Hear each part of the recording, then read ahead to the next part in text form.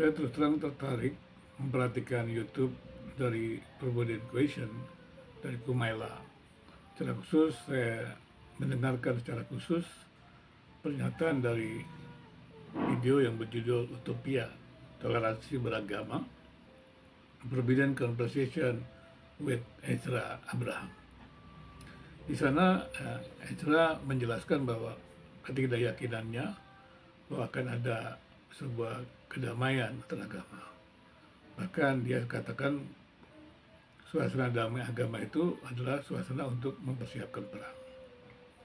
Dan kemudian juga Islam menanyakan kepada Pemela, apakah pernah ada di mana agama-agama itu bisa hidup dengan rukun? Dan kesimpulannya memang tidak ada.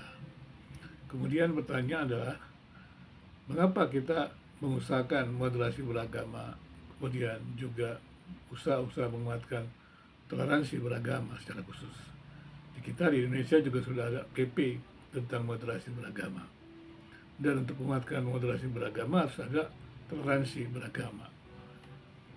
Nah, kemudian pertanyaannya adalah, apabila memang perjumpaan agama-agama itu tidak pernah sepi dengan konflik, untuk apa usaha-usaha dialog agama dan juga kelompok-kelompok yang mengusahakan antara dialog antar agama atau IPAN itu. Dan Ezra juga menjelaskan bahwa ketika terjadi dialog-dialog agama untuk menguatkan toleransi beragama, yang ada adalah mereka-mereka yang toleran. Jadi kelompok-kelompok yang mengatakan mendapatkan toleransi beragama ini menjadi eksklusif kembali, karena dia menjadi kelompok yang toleran dan kemudian berhadapan dengan agama yang atau kelompok-kelompok yang tidak toleran.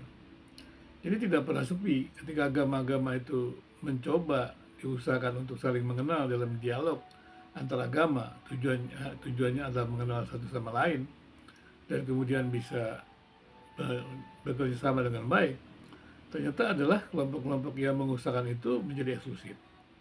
Dan kelompok-kelompok yang coba diajak untuk bersikap toleran itu juga menjadi eksklusif. Jadi akhirnya adalah berjumpa agama-agama untuk menguatkan toleransi beragama ternyata tidak berlangsung dengan baik. Dan itu hanya berlangsung di kalangan-kalangan yang toleran. Di kalangan-kalangan yang tidak toleran tetap saja mengembangkan paham-paham yang tidak toleran. Kemudian juga dijelaskan dari situ, dari dialog yang ada di Israel itu, saya melihat memang ketidakyakinannya ada toleransi beragama, damai antar agama, itu adalah terkait dengan institusi agama sebenarnya. Hingga dia menyebut kenapa kita memerlukan label Islam, label Kristen, atau label agama lain. Dan kemudian dikatakan label-label agama itulah yang membuat perjumpaan agama itu kerap menimbulkan konflik. Nah, di sini saya coba melihatnya secara pandangan saya adalah, saya setuju bahwa pandangan dari Ezra itu yang menjelaskan bahwa perjumpaan agama-agama itu kerap tidak bebas dari konflik. Tapi persoalannya adalah menurut saya, karena label-label agama itu terkait dengan institusi agama. Jadi tidak ada individu, tidak ada komunitas juga berarti yang sempurna. Maka ketika tidak ada individu yang sempurna, tidak ada komunitas yang sempurna, maka perjumpaan individu dengan individu lain itu bisa saja terjadi konflik, ya, karena memang tidak sempurna. Tapi di situ perlu ada komunikasi yang terus-menerus sehingga konflik yang terjadi itu tidak sampai kepada kekerasan, tetapi perjumpaan-perjumpaan yang ada itu dikomunikasikan sehingga mengambil jalan tengah, yaitu jalan untuk kesepakatan bersama untuk tetap hidup bersama, menghargai perbedaan. Tetapi ketika menjadi institusi, baik itu antar umat beragama ya ataupun antar internal di agama itu, maka institusi yang dipimpin oleh individu-individu yang tidak sempurna itu seringkali tidak mampu mengelola institusinya dengan sempurna. Dan ini juga perlu diakui bahwa hampir semua agama mengalami hal seperti itu. Jadi artinya institusi yang terbatas itu, yang dipimpin oleh manusia yang terbatas itu, ya memang kerap terjadi hal-hal yang tidak sempurna. Tapi memang kita berada dalam hidup kemanusiaan seperti itu. Kita bukan manusia yang sempurna, kita bukan manusia yang bebas dari kesalahan, kita bukan manusia yang bebas dari dosa. Jadi kita masih dalam pergulatan-pergulatan yang ada. Ada pergulatan individu, ada pergulatan komunitas. Nah, pada pemahaman ini kita sebenarnya dapat menolong kita sendiri untuk bisa bergaul dengan antar agama. Jadi klaim-klaim absolut agama itu sebenarnya menyangkali keterbatasan kita. Menurut saya persoalan-persoalan yang terjadi antara individu dan komunitas agama yang berbenturan itu adalah klaim-klaim absolut agama. Ya saya juga tidak paham mengapa agama-agama itu masih juga membuat klaim absolut, dogma yang absolut dan segala sesuatu. Memang Protestantisme mengatakan tidak ada doktrin dan juga tidak ada dogma yang absolut, semuanya relatif. Ini bukan berarti semuanya relativisme, tidak ada yang absolut, bukan begitu. Tapi kalau kita berbicara secara umum dengan agama-agama, maka tuduhan relativisme itu terus terjadi. Tetapi padahal kalau kita buat penelitian yang lebih baik ya, karena memang awalnya agama-agama kan terkait dengan filsafat ya. Dan kemudian di situ kan mereka tidak bisa melihat realitas-realitas yang lebih jelas. Dan kemudian juga ketika membaca realitas kan tidak bisa tidak melalui teori.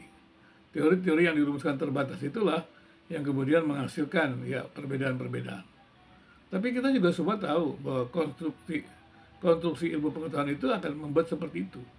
Berbeda. Semua orang yang belajar apapun juga, agama apapun juga, maka akan terpaksa dan harus dia mengkonstruksikan tentang apa yang dia pelajari. Karena pengetahuan itu kan dikonstruksi, bukan ditransfer. Tapi masih banyak yang berpikir pengetahuan itu ditransfer. Sehingga kemudian ada indoktrinasi. Ketika ada indoktrinasi, ya kita kemudian ada kelompok-kelompok yang meminggirkan yang berbeda.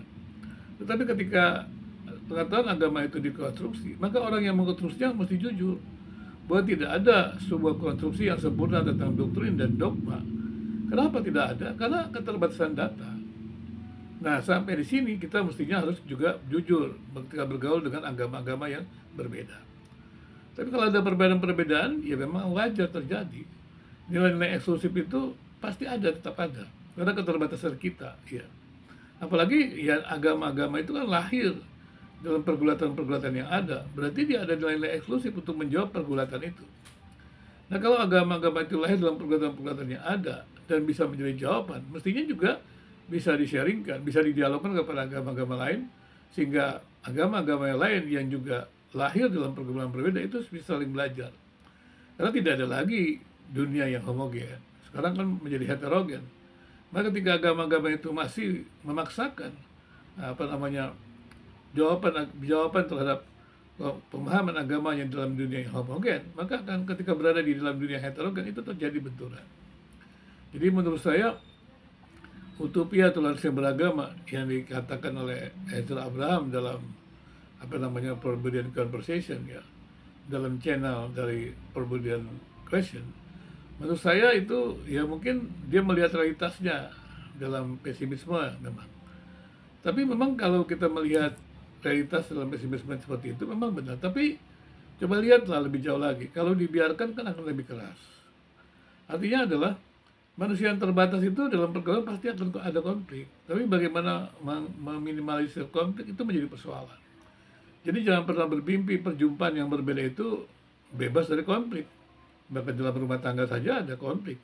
Tapi bagaimana kita memanajemen konflik itu supaya menjadi kebaikan-kebaikan bersama bagi kita. Itu yang mungkin yang paling penting. Jadi kita tidak perlu khawatir, tidak perlu takut dengan usaha-usaha menguatkan toleransi beragama, perjumpaan antara agama yang berbeda. Tidak perlu takut, meskipun mungkin langkah-langkah tersebut belum kelihatan hasil yang besar. Ya, apalagi kemudian juga ketika terjadi pertarungan-pertarungan yang memanfaatkan agama, itu kan menjadi persoalan-persoalan yang menjadi masalah di Indonesia. Nah, sampai di sini menurut saya adalah saya menyarankan ya seperti Ezra Abraham dan juga banyak orang-orang yang terlibat dalam usaha-usaha untuk dialog antar agama, antar iman gitu. Tidak perlu pesimis. Paling tidak kita merubah diri kita ya, perspektif kita terhadap agama-agama yang berbeda itu. Kita menghargai, kita toleran ya, kita menguatkan moderasi beragama tersebut, menjadi orang yang moderat, tidak menghakimi agama-agama, tapi tidak kehilangan eksklusivisme kita, nggak apa-apa, kita bicara gitu. Kita bicara tentang nilai-nilai eksklusif, tetapi juga dengan semangat yang inklusif. Saya katakan tadi, Mestinya kita tetap menghargai ya, nilai-nilai eksklusif, tapi dengan semangat inklusif. Jadi tidak bisa kita apa namanya eksklusif tanpa nilai-nilai inklusif, dan tidak bisa juga inklusif tanpa nilai-nilai eksklusif karena keterbatasan manusia. Jadi persoalan eksklusif dan inklusif itu memang tidak bisa selesai sampai nanti hari terakhir. Karena keterbatasan itu membuat kita merumuskan sesuatu menjadi eksklusif. Ya, masing-masing mengkonstruksi pengetahuan yang berbeda. Nah, pengetahuan yang berbeda itu kan eksklusif. Tetapi harusnya itu dibangun dalam semangat persaudaraan sehingga nilai-nilai eksklusif bisa dicairkan, bisa boleh tetap ada ya sampai hari penghakiman terakhir. Tetapi kita masih tetap bisa belajar, bisa mengalami perkembangan, perubahan untuk saling mengerti satu sama lain. Menurut saya pluralisme menjadi sesuatu yang penting. Pluralisme itu adalah sebuah perjalanan, perjumpaan. Walaupun kadang-kadang ya seringkali kita lihat orang menghakimi pluralisme itu sesat, pluralisme itu relativisme. Padahal kan sudah jelas bahwa yang dimaksud dengan pluralisme adalah bahwa agama-agama itu memiliki nilai-nilai inklusif dan secara bersama memiliki nilai-nilai yang eksklusif. Nah, pemberitaan nilai-nilai eksklusif itu tidak masalah, tetapi dalam semangat persaudaraan, semangat nilai-nilai inklusif. Nah, kemudian nilai-nilai inklusif agama itu menjadi titik bijak bersama. Jadi perjumpaan agama-agama itu, maka ada pencapaian. Pencapaiannya apa? Pencapaiannya adalah usaha membangun nilai-nilai inklusif bersama untuk kehidupan bersama. Itulah yang sebenarnya terjadi dalam kebijakan publik. Sebuah kebijakan publik itu kan sebuah dialog, walaupun kadang-kadang sebuah pertarungan, tapi mestinya sebuah dialog, ya kemudian tidak menegasikan satu sama lain, tapi menguatkan satu sama lain, menguntungkan bersama. Itulah yang perlu dilakukan oleh agama-agama dalam ruang publik agama. Jadi toleransi, moderasi beragama penting sekali untuk menghadirkan nilai-nilai bersama itu.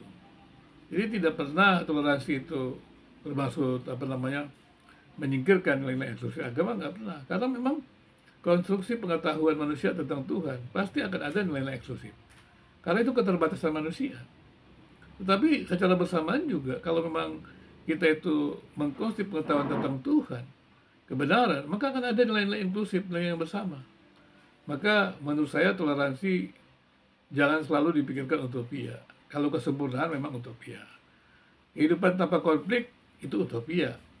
Bahkan kehidupan tanpa konflik dalam antar agama juga utopia.